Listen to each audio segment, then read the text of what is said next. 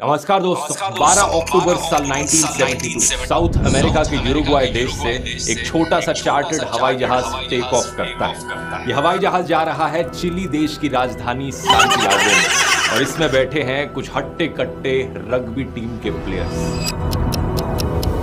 Total में 45 passengers हैं, तो इन प्लेयर्स के कुछ फैमिली और फ्रेंड्स भी साथ में आए हुए हैं। ये उड़ान कोई ज्यादा लंबी नहीं होनी थी। आमतौर पर यूरुग्वाई से सांटियागो जाने में सिर्फ 3 घंटे का ही समय लगता है, लेकिन रास्ते में बीच में आती हैं विशाल एंडीज की पहाड़ियां। साउथ अमेरिका में मौजूद एंडीज माउंटेन रेंज दुनिया की लॉन्गेस्ट माउंटेन रेंज है और हिमालय की पहाड़ियों के बाद सबसे ऊंची पहाड़ियां भी यही पाई जाती हैं। यही सुंदर पहाड़ियां हमारी कहानी में इन पैसेंजर्स के लिए एक भयानक मुसीबत बनकर खड़ी हो जाती हैं।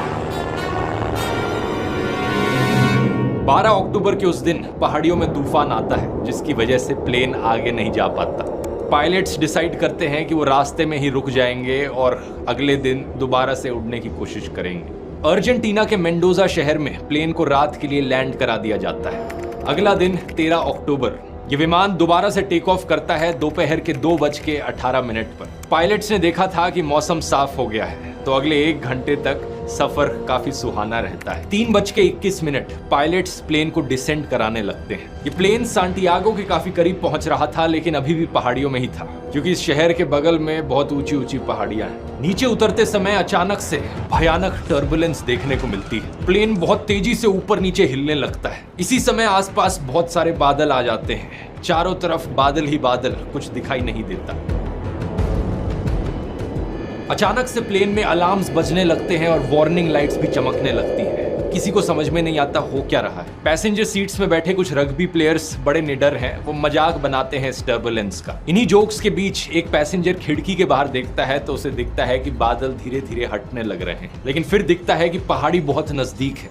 जैसे ही हवाई जहाज बादलों से बाहर निकलता है, पायलट्स रियलाइज करते हैं कि उनके सामने बहुत करीब एक बहुत बड़ी चट्टान है। इमीडिएटली पैनिक में आकर वो प्लेन को ऊपर की तरफ मोड़ने की कोशिश करते हैं। एयरक्राफ्ट का ग्राउंड कोलिजन अलार्म बड़ी तेजी से बज रहा है। पायलट्स मैक्सिमम पावर लगा देते हैं ऑल्टीट्यूड गेन करने के लिए, उस पहाड़ी के ऊपर से बचकर निकलने के लिए, लेकिन अफसोस अब तक बहुत लेट हो चुका था। हवाई जहाज का पीछे का हिस्सा पहाड़ी से टकरा जाता है ऊपर जाते वक्त। प्लेन का जो पूरा रियर पोर्शन था वो अलग हो जाता है। पीछे की जो 2 सीटों की रो थी वो प्लेन से लिटरली हवा में बाहर उड़ जाती है। 3 पैसेंजर्स इसके साथ उड़कर हवा में गायब हो गए। कुछ और सेकंड तक ये प्लेन ऊपर जाते रहता है और फिर अचानक से ये नीचे गिरने लगता है। कुछ ही सेकंड बाद एक और कोलिजन, प्लेन का लेफ्ट विंग भी टूट जाता है। कुछ और पैसेंजर्स प्लेन से बाहर उड़कर नीचे गिर जाते हैं और अब प्लेन का सिर्फ फ्रंट पोर्शन बचा था, जो सीधा जाकर एक ग्लेशियर में गिरता है। 350 किलोमीटर प्रति घंटे की स्पीड से ये इस ग्लेशियर पे स्लाइड करता रहता है और 700 मीटर नीचे आकर फाइनली एक लास्ट टकराव होता है। प्लेन में सब कुछ तहस नहस हो गया। जो पैसेंजर सीटें थी वो प्लेन के बेस से फटकर बाहर आ जाती हैं। प्लेन का कॉकपिट पूरी तरीके से क्रश हो जाता है और 2 पायलट्स इमीडिएटली मारे जाते हैं। यह हवाई जहाज अब एंडीज की किसी अनजान पहाड़ी पे 3570 मीटर की हाइट पर टूटा हुआ पड़ा है। हैरानी की बात यह है कि प्लेन में बैठे 45 लोगों में से 33 लोग अभी भी जिंदा हैं। ये इस क्रैश को सरवाइव कर गए हैं किसी तरीके से। बस प्रॉब्लम यह है कि इनमें से कई लोग जख्मी हैं और कोई नहीं जानता कि ये कहां पर अटके खड़े हैं। पता चलता है कि ये प्लेन अपने प्लान्ड रूट से 80 किलोमीटर भटक चुका था और ये सर्वाइवल की दर्दनाक कहानी तो बस अभी शुरू हुई है दोस्तों। ना तो वो लोग उस वक्त इमेजिन कर सकते थे, ना ही आप लोग इस वक्त इमेजिन कर सकते हो कि इन सर्वाइवर्स के साथ आगे हुआ क्या। ये है दिल दहला देने वाली कहानी यूरुग्वाइन एयरफोर्स फ्लाइट 571 की। आइए जानते हैं आज के इस वीडियो में दोस्तों। An old transport plane crashed in the Andes Mountains. 45 persons were aboard, given up for dead. Survival fascinates people. All of the passengers were given up for dead. It became known as the Miracle of the Andes. इस crash के एकदम बाद 2 survivors ऐसे थे जिन्हें ज्यादा चोट नहीं पहुंची थी। पहले 19 साल के रॉबर्टो कैनेसा और दूसरे 20 साल के गुस्तावो ज़ेरबिनो। ये दोनों लड़के मेडिकल स्टूडेंट्स भी थे, तो तुरंत ये काम पर लग जाते हैं ये देखने के लिए कि कौन कौन जिंदा बचा है और कैसे घायल लोगों की मदद करी जा सकती है। ये देखते हैं कि कई पैसेंजर्स ऐसे हैं जिन्हें बहुत सिवियर इंजरीज हो रखी हैं। इनमें से एक पैसेंजर है 23 साल का फर्नांडो पराडो, जो स्कल फ्रैक्चर की वजह से अब कोमा में है। जितना इनसे हो सकता था ये दो मेडिकल स्टूडेंट्स कोशिश करते हैं बचे हुए सर्वाइवर्स की मदद करने की। दूसरी तरफ इस प्लेन के गायब होने के 1 घंटे के अंदर अंदर ही Chilean air search and rescue service को नोटिफिकेशन पहुंच जाती है। 4 हवाई जहाज तैनात किए जाते हैं सर्वाइवर्स को सर्च करने के लिए। शाम से लेकर रात तक ये क्रैश साइट को ढूंढने की कोशिश करते हैं, लेकिन अनफॉर्चुनेटली इन्हें कुछ नहीं मिल पाता। रेस्क्यू सर्विस के ऑफिसर्स रेडियो ट्रांसमिशंस को सुनकर कंक्लूड करते हैं कि एयरक्राफ्ट बहुत ही रिमोट और इनएक्सेसिबल जगह में जाकर क्रैश किया होगा। प्रॉब्लम ये थी कि ये हवाई जहाज व्हाइट कलर का था और ये एक ऐसी जगह पर क्रैश किया था जहां चारों तरफ व्हाइट स्नो और आइस मौजूद थी। बर्फीली पहाड़ियों में इसे ढूंढ पाना बहुत मुश्किल काम था। 13 अक्टूबर की रात बचे हुए पैसेंजर्स बड़े होपफुल थे। उन्हें उम्मीद थी कि बस किसी तरीके से वो एक रात यहां गुजार लें, ठंड से बचने का कोई ना कोई तरीका ढूंढ ले, अगले दिन उन्हें कोई ना कोई तो ढूंढ ही लेगा। उस बर्फीली रात को 5 घायल पैसेंजर्स सरवाइव नहीं कर पाते। सर्वाइवर्स का नंबर अब 33 से नीचे होकर 28 पर आ गया है। इन जिंदा बचे लोगों ने प्लेन की बची कुची बॉडी को इस्तेमाल किया शेल्टर के तौर पर। लगेज का सामान, सीटें और बर्फ का ये इस्तेमाल करते हैं प्लेन के पीछे के हिस्से को क्लोज करने के लिए, ताकि अंदर ये गर्म रह सके। अगला दिन 14 अक्टूबर अर्जेंटीना, चिली और यूरुग्वाई के देश से 11 अलग अलग हवाई जहाज सर्च ऑपरेशन में लगते हैं। इन्होंने जो सर्च एरिया चूज किया था वो सही था। उसी सर्च एरिया के अंदर इस क्रैश साइट की लोकेशन भी मौजूद थी, लेकिन फिर भी वो इस क्रैश साइट को ढूंढ नहीं पा रहे थे। सर्वाइवर्स ट्राई करते हैं कि वो लिपस्टिक का इस्तेमाल करें प्लेन की छत पर SOS लिखने के लिए। वो S लिखना शुरू करते हैं, लेकिन जल्द ही रियलाइज कर लेते हैं कि उनके पास इतनी लिपस्टिक नहीं है कि वो सारे लेटर्स लिख पाए। फिर वो कोशिश करते हैं कि बर्फ में सूटकेसेस का इस्तेमाल करके एक बड़ा सा क्रॉस बना दिया जाए, ताकि सर्च एयरक्राफ्ट जो ऊपर घूम रहे हैं वो उन्हें देख लेंगे। लेकिन जल्द ही ये रियलाइज कर लेते हैं कि ये काम नहीं कर रहा है। उस दिन इन्हें 1 नहीं, 2 नहीं, बल्कि 3 हवाई जहाज अपने ऊपर से उड़ते हुए दिखते हैं। ये चिल्लाकर, हाथ फेर कर अपनी पूरी कोशिश करते हैं कि वो हवाई जहाज इन्हें नोटिस कर लें, लेकिन वो कर नहीं पाते। एक और दिन इसी कोशिश में गुजर जाता है। अगला दिन 15 अक्टूबर बचे हुए लोग रियलाइज करते हैं कि उन्हें जिंदा रहने के लिए पानी की जरूरत है। एक पैसेंजर फीटो श्रॉच नाम से पानी निकालने का तरीका ढूंढ लेते हैं। वो एक मेटल की शीट का इस्तेमाल करते हैं सोलर कलेक्टर के तौर पर, जिससे कि धूप को कॉन्सेंट्रेट करके बर्फ को मेल्ट किया जा सके, और वो बूंद बूंद पानी कलेक्ट करते हैं खाली वाइन बोतलों में। इसके साथ साथ कई पैसेंजर्स सीट पर जो लगी गद्दियां थी उन्हें स्नो शूज की तरह इस्तेमाल करने लगते हैं, और सीट कवर्स में मौजूद वूल को भी इस्तेमाल किया जाता है अपने आप को ठंड से प्रोटेक्ट करने के लिए। अगला दिन 16 अक्टूबर, क्रैश के 3 दिन बाद फर्नांडो पराडो जाग उठते हैं अपने कोमा से। जैसे ही उन्हें होश आता है, उन्हें दिखता है कि उनकी मां क्रैश में मारी जा चुकी हैं और उनकी 19 साल की बहन बहुत सिवियरली इंजर्ड है। पराडो अपनी बहन को जिंदा रखने की पूरी कोशिश करते हैं, उनके लिए खाना पानी लेकर आते हैं, लेकिन दिन प्रतिदिन जैसे बीतता गया, क्रैश के 8 दिन बाद उनकी बहन भी गुजर जाती हैं अपनी इंजरीज के चलते। ऐसे हादसे हमें याद दिलाते हैं कि जिंदगी कितनी अनिश्चित है, कितनी अनप्रेडिक्टेबल है। हम नहीं जानते कि कितनी लंबी उम्र हम जिएंगे असलियत। इसलिए कहा जाता है लिव एवरी मोमेंट। अपनी जिंदगी में हर दिन, हर पल खुलकर जियो, क्योंकि क्या पता कल हो ना हो। लेकिन सवाल यहाँ ये भी है कि ये कैसे किया जाए। अपनी रोजमर्रा की जिंदगी में काम काज की टेंशन में कैसे अपनी मनपसंद चीजों के लिए टाइम निकाला जाए। एग्जैक्टली इसी चीज को मैंने समझाया है दोस्तों अपने टाइम मैनेजमेंट कोर्स में। इस कोर्स में मैंने स्टेप बाय स्टेप टेक्निक्स बताई हैं कैसे आप अपनी प्रोडक्टिविटी को दुगना करने के साथ साथ अपनी हैप्पीनेस को भी दुगना कर सकते हो। वही ट्रिक्स जिनका मैं खुद अपनी जिंदगी में इस्तेमाल करता हूं, जिसकी वजह से मैं इतने सारे वीडियोस बना पाता हूं दुनिया घूमते घूमते। ये कोर्स अगर आपने अभी तक नहीं लिया है तो जरूर ट्राई करके देखिए, क्योंकि जितने भी लोगों ने कोर्स लिया है उन सबको बहुत ही लाइफ चेंजिंग लगा है। स्क्रीन पर कुछ लोगों के रिव्यूज देख सकते हैं, और आप ज्वाइन करने में इंटरेस्टेड है तो आप लोगों के लिए एक स्पेशल डिस्काउंट देना चाहूंगा इस वीडियो के लिए। आप में से पहले 400 लोग जो कूपन कोड LOST40 इस्तेमाल करेंगे उन्हें 40% ऑफ मिलेगा इस कोर्स पर। लिंक इसका नीचे डिस्क्रिप्शन डिस्क्रिप्शन और पिन कमेंट में मिल जाएगा, नहीं तो आप इस QR कोड को भी स्कैन कर सकते हैं इस कोर्स के लिंक पर जाने के लिए। तो जरूर जाकर ज्वाइन कीजिए, क्योंकि मुझे सही में लगता है ये कोर्स आपकी जिंदगी बदल सकता है। बस एक चीज का ध्यान रखना है, पूरा कोर्स इंग्लिश लैंग्वेज में। अब टॉपिक पर वापस आते हैं।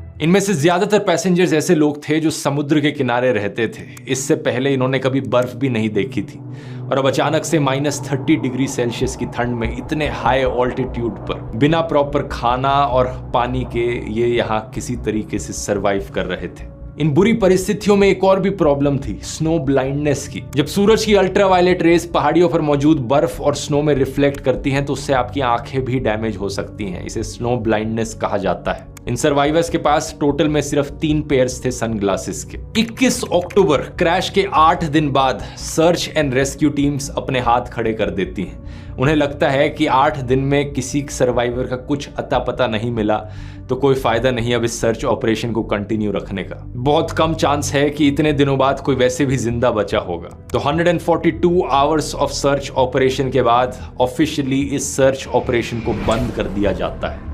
इसी बीच सर्वाइवर्स को एक ट्रांजिस्टर रेडियो पड़ा हुआ मिलता है हवाई जहाज की सीटों के बीच में। एक survivor rugby player Roy Harley electronics के एंथुसियास्ट भी थे, तो वो उस रेडियो को ऑन करने की कोशिश करते हैं। एक बड़ा लंबा सा एंटीना इम्प्रोवाइज करके बनाते हैं, और इनके एफर्ट्स की वजह से फाइनली ये रेडियो काम करने लगता है। इस रेडियो से सिर्फ 1 वे कम्युनिकेशन हो सकता था। बाहर की चीजें ये सर्वाइवर्स सुन सकते थे, लेकिन खुद से कोई मैसेज बाहर नहीं पहुंचा सकते थे। ये रेडियो ऑन करते हैं क्रैश के 11 दिन के बाद, और तब इन्हें पता चलता है कि सर्च ऑपरेशन कैंसिल किया जा चुका है।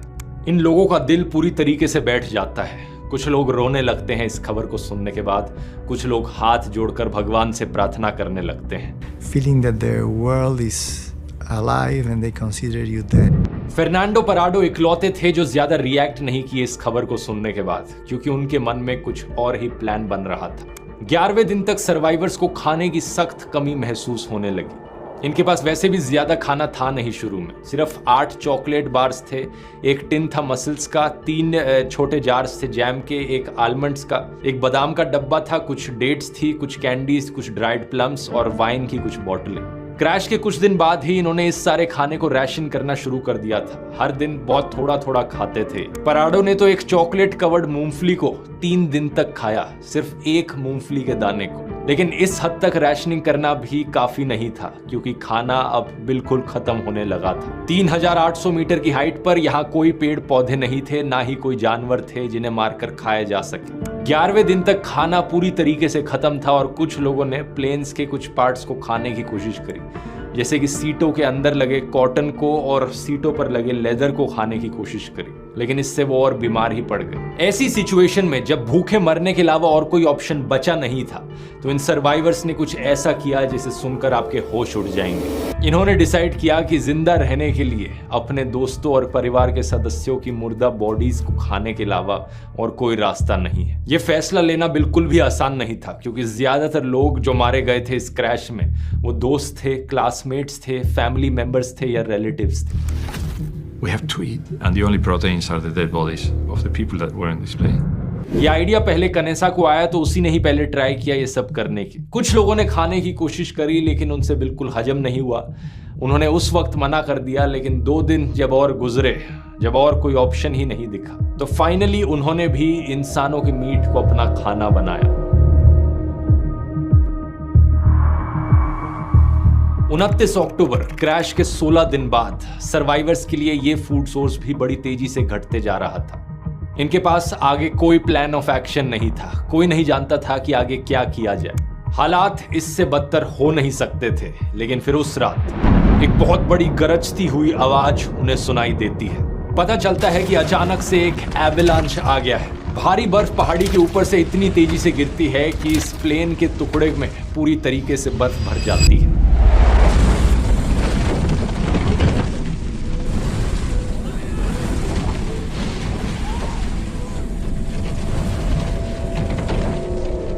आठ लोग बर्फ के अंदर गुम होकर सांस की कमी की वजह से मारे जाते हैं।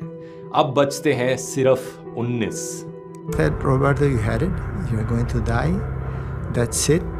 a very nice sensation of heat between my legs because I was peeing on myself and saying that's it. ये बचे हुए 19 लोग भी बर्फ के अंदर एक छोटी सी स्पेस में दबे हुए हैं। पराडो एक मेटल पोल का इस्तेमाल करते हैं बर्फ के अंदर एक होल बनाने के लिए, जिससे कि कुछ वेंटिलेशन आ पाती है। 2 दिन तक मेहनत करने के बाद खोद कर ये एक टनल बनाते हैं उस बर्फ के अंदर से, और बड़ी मुश्किल से सरफेस पर बाहर निकल पाते हैं। बाहर निकलते ही अचानक से इन्हें दिखता है कि बर्फ का तूफान आ रहा है, और जिंदा रहने के लिए वापस उस बर्फ की गुफा में जाकर ही बैठना समझदारी होगी। अगले 3 दिन तक बचे हुए सर्वाइवर्स किसी तरीके से क्रैम्प्ड स्पेस में फंस कर बैठे रहते हैं। 3 दिन बाद ये वापस सरफेस पर जाते हैं जब मौसम साफ होता है, और बाहर निकलकर ये बचे कुछ लोग रियलाइज करते हैं कि इन्हें कोई बचाने आने वाला नहीं है। अगर इन्हें यहाँ पर जिंदा रहना है तो इन्हें एफर्ट खुद से करना पड़ेगा। यहाँ क्रैश साइट पर बैठे रहकर मदद की उम्मीद करने का कोई फायदा नहीं है। मरना ही है तो आखिरी दम तक कोशिश करके मरे। कनेसा, पराडो और विजिंटिन सबसे स्ट्रॉन्गेस्ट सर्वाइवर्स में से थे, तो सब लोग मिलकर डिसाइड करते हैं कि इन तीनों को थोड़ा ज्यादा खाने का राशन दिया जाए और सबसे गर्म कपड़े इन्हें दिए जाएं, क्योंकि ये लोग कोशिश करेंगे बाहर निकलकर पैदल चल के मदद ढूंढने की। सबसे पहला काम था लोकेशन का अंदाजा लगाना। क्रैश होने से पहले को पायलट ने एक स्टेटमेंट दी थी कि इनके हवाई जहाज ने कुरिको शहर को पास कर दिया है। तो इन लोगों ने अंदाजा लगाया कि अगर हम वेस्ट साइड में कुछ किलोमीटर दूर चलेंगे तो हम जरूर चिली देश के कुछ कंट्री साइड के एरिया में पहुंच जाएंगे। लेकिन ये अंदाजा इनका बहुत गलत था। को पायलट को असल में खुद भी आइडिया नहीं था कि प्लेन वो कहां पर ले जा रहा है। असलियत में इनकी क्रैश साइट 89 किलोमीटर ईस्ट में थी, एंडीज पहाड़ियों के बीचों बीच। फिर भी इस बात से अनजान ये कुछ टाइम रेस्ट करते हैं एनर्जी बिल्डअप करने के लिए, और 15 नवंबर को 33 दिन क्रैश के बाद ये 3 लोग निकल पड़ते हैं मदद ढूंढने के लिए। घंटों तक ईस्ट की दिशा में चलने के बाद इन्हें अपने ही हवाई जहाज का पीछे का टुकड़ा गिरा हुआ मिलता है। ये वही हिस्सा था प्लेन का जो पहले ही टूट गया था। इसके अंदर इन्हें बहुत सारे सूटकेसेस मिलते हैं, चॉकलेट्स के बक्से, 3 मीट पैटीज, रम की एक बोतल, एक्स्ट्रा कपड़े, कॉमिक बुक्स और थोड़ी बहुत दवाइयां भी। और इसके साथ ही साथ इन्हें मिलता है एयरक्राफ्ट का 2-वे रेडियो सिस्टम, एक ऐसा रेडियो जिससे ना सिर्फ इनकमिंग कम्युनिकेशन हो सकती है बल्कि बाहर भी मैसेज भेजा जा सकता है। ये डिसाइड करते हैं कि यहीं पर रात बिताई जाएगी। एक्सपीडिशन के अगले दिन ये थोड़ा बहुत और ईस्ट में चलते हैं, लेकिन बातचीत करने के बाद इन्हें लगता है कि ये जो एयरक्राफ्ट का रेडियो है इसे ही चालू करने की कोशिश करी जाए। क्यों ना हम हवाई जहाज से कुछ बैटरीज निकालने की कोशिश करें मेन बॉडी से, और फिर इस रेडियो को चालू करने की कोशिश करें। फिर हम बाहर अपनी SOS कॉल भेज सकते हैं। टेल के हिस्से में ही इन्हें 24 किलो की बैटरीज भी मिली, लेकिन ये बहुत ही भारी थी। इन्हें वापस से कैरी करके प्लेन की मेन बॉडी क्रैश साइट तक ले जाया नहीं जा सकता था। तो इन्होंने डिसाइड किया कि इसे यहीं से चालू करने की कोशिश करते हैं। वापस जाकर ये रॉय हार्ली की मदद लेते हैं, जिन्हें इलेक्ट्रॉनिक्स की थोड़ी जानकारी थी, लेकिन अफसोस ये प्लान भी काम नहीं करना था। बात असल में ये थी कि एयरक्राफ्ट का इलेक्ट्रिकल सिस्टम 115 वोल्ट AC में काम करता था, और जो बैटरी इनकी थी वो 24 वोल्ट DC की थी। इन्हें कनेक्ट करने का इनके पास कोई जरिया नहीं था। कुछ दिन तक ये पूरी कोशिश करते हैं रेडियो को चालू करने की, लेकिन जल्द ही रियलाइज कर लेते हैं कि कोई और रास्ता नहीं है। जिंदा बचना है तो वेस्ट की डायरेक्शन में पैदल चलना शुरू करना पड़ेगा। 11 दिसंबर क्रैश के 59 डेज बाद एक एवेलांच आता है जिसमें 3 और सर्वाइवर्स मारे जाते हैं। I was trapped completely by the snow in the avalanche, and it's the most deadly silence you may imagine. I couldn't move. बचते हैं अब सिर्फ 16। वेस्ट की डायरेक्शन में पहाड़ियों पर चढ़ने के लिए इन्हें रात में सोने का कोई तरीका चाहिए था। -30 डिग्री सेल्सियस की ठंड में कैसे सरवाइव किया जाए रात में। सर्वाइवर्स में एक 18 साल का लड़का था, कार्लोस मिगुएल रोड्रिगुएज। उसे याद था कि उसकी मम्मी ने उसे नीडल से स्यू करना सिखाया था। वो अपने साथ अपनी नीडल्स और सुइंग किट लेकर चला था। उसका आइडिया था कि अलग अलग कपड़ों को हम साथ में स्टिच कर दें और एक बड़ा सा स्लीपिंग बैग बना दें। I had the idea that with the insulation you could make a sleeping bag, but I not only had the idea, I made it myself. यही किया जाता है। अगला दिन 12 दिसंबर, 2 महीने पूरे हो चुके हैं उस दिन से जिस दिन से ये क्रैश हुआ था। ये 3 बहादुर आदमी पराडो, कनेसा और विजिंटिन निकल पड़ते हैं बिना किसी माउंटेनियरिंग गियर के ग्लेशियर पर क्लाइंब करने। The only certain thing was to the west was Chile. West की दिशा में जाने का मतलब था कि इन्हें पहले पहाड़ी के ऊपर जाना होगा नीचे जाने से पहले। इन्हें अभी भी लगता था कि ये सिर्फ कुछ किलोमीटर ही दूर हैं, तो इन्हें उम्मीद थी कि 2-3 दिन के अंदर ये चलकर मदद ढूंढ लेंगे, तो इन्होंने सिर्फ 3 दिन की मीट की सप्लाई पैक करी थी। And you can imagine, without any skill, without any training, you're like a child when you are confronted with a snow slope. You try to go straight up, you might be using your hands and your feet, you're slipping, you're sliding, and for every step that you go up, you slide back a half a step. पराडो ठंड से बचने के लिए 3 jeans एक के ऊपर एक पहने हुए थे, अपनी टी शर्ट के ऊपर 3 स्वेटर्स और पहनी थी और पैरों पर उन्होंने 4 पेयर सॉक्स पहनी थी। उसके ऊपर एक प्लास्टिक शॉपिंग बैग भी लगाया था। ठंड की इतनी बुरी हालत थी। इनके पास कोई टेक्निकल गियर नहीं था, कोई नक्शा नहीं था, कोई कंपस नहीं था और ना ही कोई क्लाइंबिंग एक्सपीरियंस था। और इतनी हाइट पर हवा भी काफी पतली हो जाती है, ऑक्सीजन की कमी महसूस होने लगती है, लेकिन इसके बावजूद भी ये आगे बढ़ते रहे पहाड़ी की ओर। इन्होंने स्टिच करके जो अपना स्लीपिंग बैग बनाया था वो रात में काम आता है। दिन में ये धीरे धीरे कदम बढ़ाते हुए आगे बढ़ते रहे। ये तीनों उस एक स्लीपिंग बैग में एक दूसरे से जितना करीब रह सकें उतना करीब रहकर सोते थे और सूरज के निकलते ही ये चलना शुरू कर देते। धीरे धीरे कदम से कदम मिलाकर ये आगे बढ़ते रहे। दूसरा दिन आया, तीसरा दिन आया और चौथे दिन की सुबह इन्हें रियलाइज होता है कि इनकी एस्टिमेशन कितनी गलत थी। आगे इन्हें दिखता है कि यह रास्ता तो खत्म ही नहीं होता। खाने की कमी की वजह से विजिंटन डिसाइड करता है कि वो वापस मुड़कर क्रैश साइट पर चला जाएगा और बचे हुए 2 लोग ही आगे बढ़ेंगे ताकि खाने की कम जरूरत पड़े। 15 दिसंबर विजिंटन अपना रास्ता वापस ले लेता है, जो कि बहुत ही आसान रास्ता होता है क्योंकि ये सारा डाउनहिल था। वो एयरक्राफ्ट की सीट को एक स्ले की तरह इस्तेमाल करता है और 1 घंटे के अंदर वो क्रैश साइट पर वापस पहुंच जाता है। इस पहाड़ी को चढ़ने में इन्हें 3 दिन लगे थे और सिर्फ 1 घंटे में ये वापस क्रैश साइट पर पहुंच गया। पराडो और कनेसा आगे बढ़ते रहते हैं, पहाड़ी चढ़ते रहते हैं। 3 घंटे बाद ये पहाड़ी की पीक पर पहुंचते और इन्हें दिखता है कि चारों तरफ सिर्फ बाकी दूर दूर तक पहाड़ियां ही पहाड़ियां हैं। आसपास बर्फीली पहाड़ियों के अलावा कुछ नहीं है। I couldn't breathe, I couldn't speak, I couldn't even think because what we saw was horrible. Instead of green valleys, we saw mountains and snow-covered peaks 360 degrees around us, to the horizon all around us. पराडो बड़ी मुश्किल से कोशिश करते हैं ढूंढने की कि कुछ तो और दिखाई दे। फिर दूर वेस्टर्न होराइजन में इन्हें दिखता है कि 2 पहाड़ियों की चोटी है जहां पर बर्फ नहीं है। ये अंदाजा लगाते हैं कि हमें उसी डायरेक्शन में ट्रैवल करते रहना चाहिए, हार नहीं माननी। पराडो और कनेसा कई दिन तक हाइकिंग करते रहते हैं। फाइनली ये एक वैली में पहुंचते हैं, एक ऐसी वैली जहां पर इन्हें नदी बहती हुई दिखाई देती है। ऐसी सिचुएशन में नदी तक पहुंचना एक बहुत बड़ी राहत की चीज थी, क्योंकि नदी की डायरेक्शन में ट्रैवल करते करते डाउनहिल रास्ता मिलना आसान था। ये चलते रहते हैं और फाइनली 9 दिन तक ट्रैकिंग करने के बाद 20 दिसंबर को इन्हें इंसानों की कुछ प्रेजेंस दिखाई देती है। खेतों में कुछ गाय दिखाई देती हैं। ये इतना थक गए थे इस पॉइंट ऑफ टाइम पर कि इनसे आगे अब बिल्कुल नहीं चला जा रहा था और तभी नदी के दूसरे किनारे And Roberto said, "Look, Nando, a man on a horse." घोड़े पर बैठे 3 लोग दिखाई देते हैं। पराडो चिल्लाने की कोशिश करते हैं, लेकिन नदी का शोर इतना ज्यादा है कि उन तक आवाज पहुंच नहीं रही है। लेकिन बाय चांस उनमें से एक इंसान पराडो और कनेसा को देख लेता है और उनकी तरफ देखकर वापस चिल्लाता है, टुमारो। वो ये कहता है कि मैं कल दोबारा आऊंगा।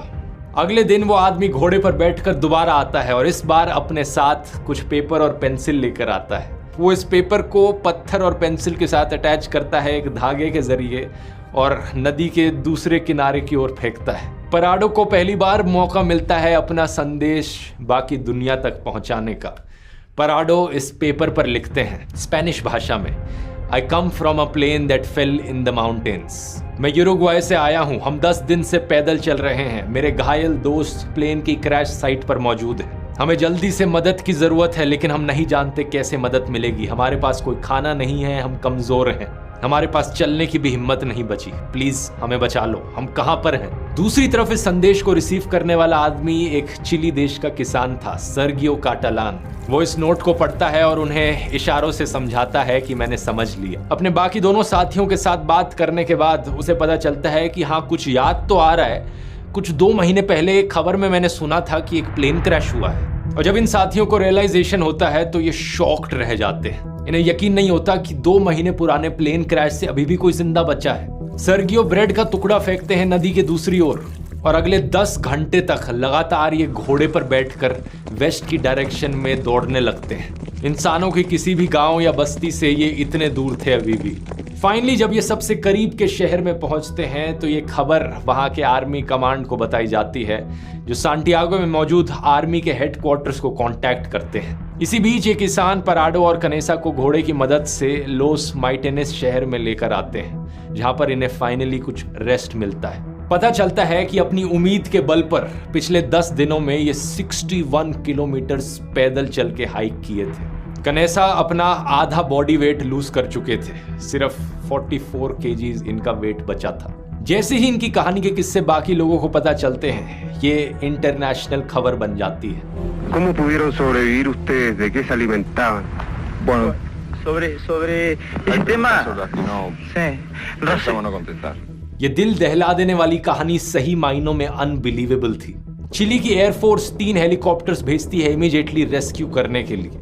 आर्मी ऑफिसर्स पराडो और कनेसा को इंटरव्यू करते हैं लोकेशन की इंफॉर्मेशन पता लगाने के लिए। पराडो अपने साथ पायलट का फ्लाइट चार्ट लेकर आए थे और वो नक्शे में नाप रहे थे कि वो कहां कहां हाइक कर रहे थे। आर्मी ऑफिसर्स उन्हें हेलीकॉप्टर में बिठाकर लेकर जाते हैं ताकि क्रैश साइट को लोकेट किया जा सके और उनकी मदद से बचे हुए सर्वाइवर्स की लोकेशन फाइनली पता चलती है आर्मी कमांडर्स को।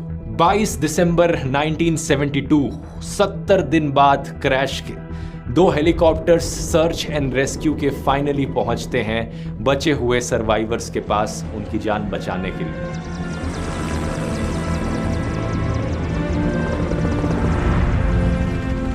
टोटल में 16 सर्वाइवर्स यहां रेस्क्यू किए जाते हैं। बहुत बुरी हालत थी इन सर्वाइवर्स की, ऑल्टीट्यूड सिकनेस, डिहाइड्रेशन, टूटी हुई हड्डियां, मैल न्यूट्रिशन, लेकिन सब के सब रिकवर कर जाते हैं। ये कहानी दुनिया के सामने लेसन है उम्मीद को लेकर। अगर आपने ठान ली कुछ कर दिखाने की और आपके अंदर सब्र है और इंसानियत है तो क्या कुछ करना नहीं पॉसिबल है। आप चाहें तो ऐसी चीजें अचीव कर सकते हैं जो आप कभी सपनों में भी नहीं सोच सकते। वो कहते हैं ना, where there's a will there's a way. इसलिए इस डिजास्टर को एक और नाम भी दिया जाता है, the miracle of the Andes. Video पसंद आया तो मैंने कई और वीडियोस बनाए हैं ऐसे ही प्लेन क्रैशेस की कहानियों पर, जैसे कि ये वाला जो इंडिया का सबसे भयानक प्लेन क्रैश था। यहाँ क्लिक करके देख सकते हैं। बहुत बहुत धन्यवाद।